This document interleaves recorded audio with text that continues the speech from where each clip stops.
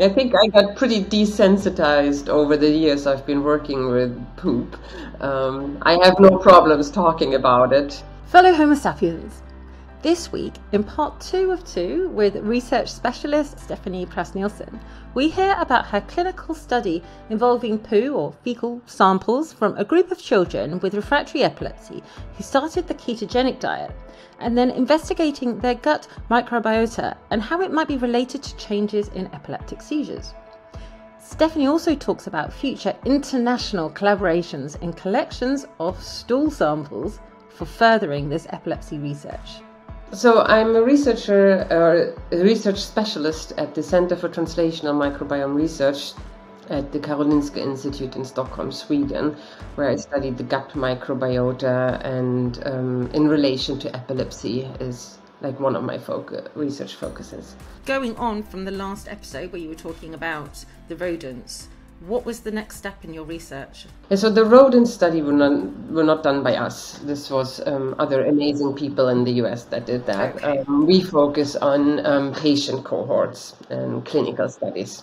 So we recruited a group of children with drug-resistant epilepsy that started the ketogenic diet. And as I mentioned in the first part, the diet has a big influence on the gut microbiota.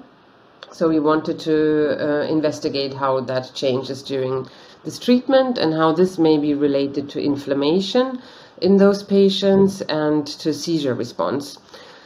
And we could see that by switching to the ketogenic diet, which basically consists of 80% of your calories come from fat, and then you have very little protein and very little carbohydrates left in your diet. 50% of the patients respond with less seizures to this diet, and 50% don't. But today we don't really know which are the responders before you actually try this diet. And it's a really tough diet, but I find it really amazing how much it can help patients that haven't been helped by anti-seizure medications.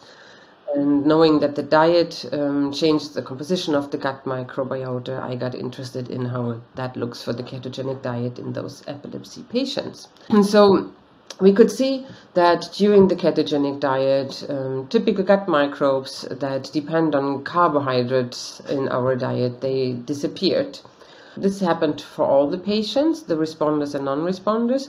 But when we specifically compared the responders and non-responders, what their gut microbiota looked like before they started the diet, we could see that the responders had more so-called infant-type bifidobacteria in their gut, and they disappeared during the ketogenic diet, and they were associated with TNF, which is tumor necrosis factor, an inflammatory molecule that has been shown to be increased in some epilepsies. So there seemed to be a correlation between those bifidobacteria and the TNF, and this both signals decreased during the ketogenic diet.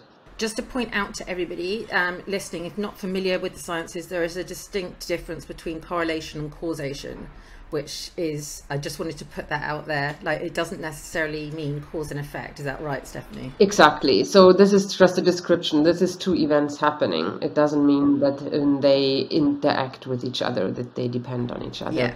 But we, of course, we find this signal very interesting, and we want to use animal models for a validation to actually infect those models, those animals with those infant-type bifidobacteria and study their inflammation in specific epilepsy models. So that is like our next step in this. And it's also, what I need to mention is that we had a small cohort. It was a total 27 patients. And we need to confirm our findings in a larger cohort to see if this is actually true in other patients as well. What type of patients were in this cohort, this group of, what formed this group of people? But was it people with, obviously with refractory epilepsies, but was it people who tended to have the more sort of rarer epilepsies, or what some people might call more severe refractory epilepsies? Was it people, intellectual disability? Not what type of people were included? Those are very severely sick children. So they're, as you said, they're drug resistant. They have tried up to, I think, 6 or 8 different medications, and they're not seizure-free, and they have a mixed etiology, and they have different other diagnoses as well, and that is indeed a problem, because we don't know, the gut microbiota may be involved in some types of epilepsies or syndromes and not in others. And in order to actually really study deeply which syndromes might actually could benefit from a modulation of the gut microbiota as a treatment in the future, we really need to start studying large, preferably multinational cohorts where we actually can identify the patients that could have a benefit. But this needs to be done on a much larger scale. Yeah, so we need people with all different health conditions or lack thereof, but affected by refractory epilepsy, of all different genetic makeups from around the world, basically, to pool our data and see what works for individuals as well as us as a species. Yes, but I think we don't only need to look at the drug-resistant patients. I'm planning a study where I would like to collect a large cohort of newly diagnosed patients, to really be able to study the composition of the gut microbiota before you even start medication, because that can also have an impact on your gut microbiota, and that can be problematic when you're analyzing whether the microbiota may actually have an influence on the seizures, if all the different patients have different medications and different dosages and things like that.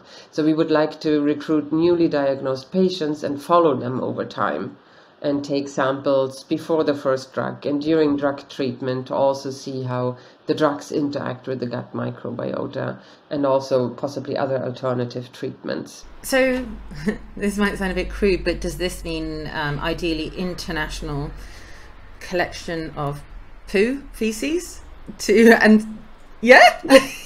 Yes.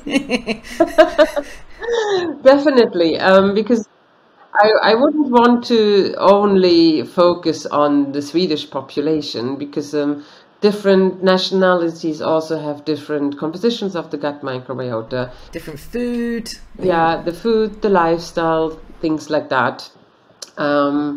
And it would be interesting to see if we could find like common signals in epilepsy patients across borders. Gosh, you know what this reminds me of? So I was having it wasn't awkward for me, but a conversation with somebody that I know about periods, menstruation, and they got a bit awkward about it. And I was like, dude, this affects 50% of humans, like for like 3.5 billion people, for at least, a quarter of their lives, or maybe even half their lives, and sometimes 100% of the time, depending upon the person. Let's talk about it.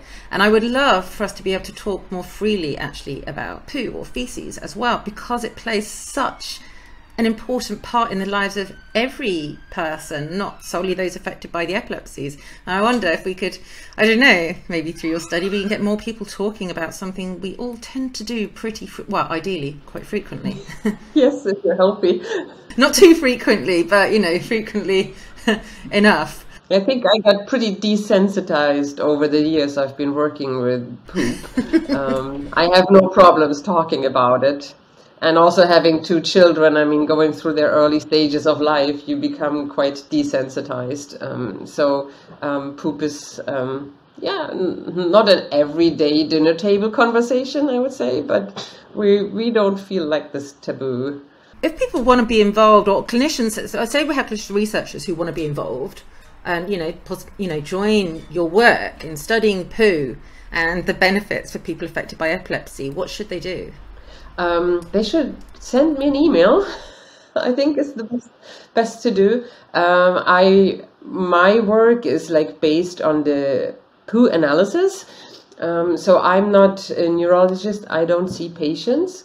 But in order to do really good studies, I need to collaborate with neurologists that preferably meet a lot of patients. Mm-hmm. And that could ask them to collect the sample. That would be really appreciated, and they can send me an email, or they can follow me on Twitter or LinkedIn. And what about patients or families that are interested in this? Yeah, they could talk to their neurologist.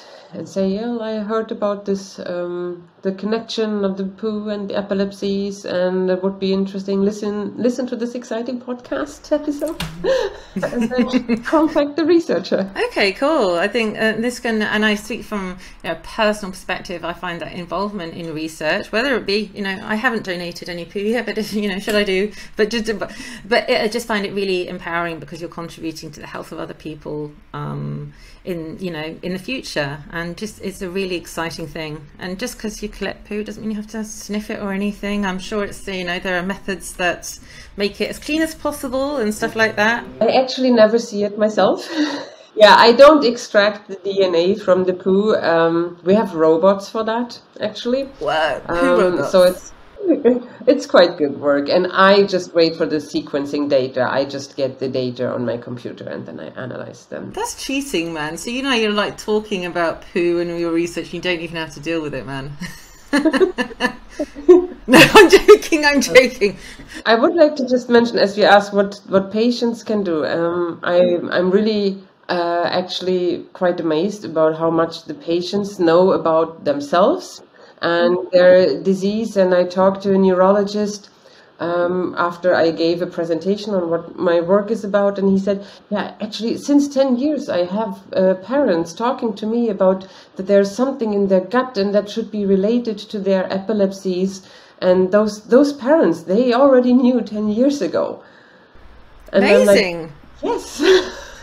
I think patients and caregivers have really important insights, and I think not just when it comes to the poo, but anything, it's really important for them to communicate that to their neurologist. Yeah, I agree. Often I feel that whether it be the parent doing the communicating, the carer, or us in general, it's kind of like, let's go and talk about pills and seizures, and but actually declaring, I'm really interested in this, use me as a model, and let's contribute to the health of, not, as I said before, not necessarily ourselves, but everyone else. I think it's wonderful. And this also doesn't solely potentially improve the health of people with the epilepsies, but also their families and society as a whole.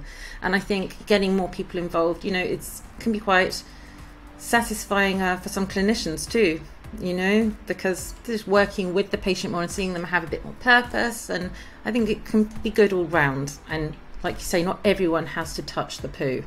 There are robots for that.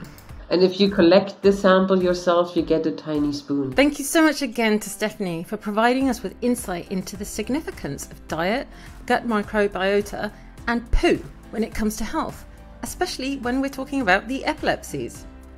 Do subscribe to the channel if you haven't already to make sure that you don't miss our future episodes. And if you did enjoy this one, then please do share it with your friends, family, colleagues, anyone really, because it helps to get our messages about the epilepsies out there to the masses.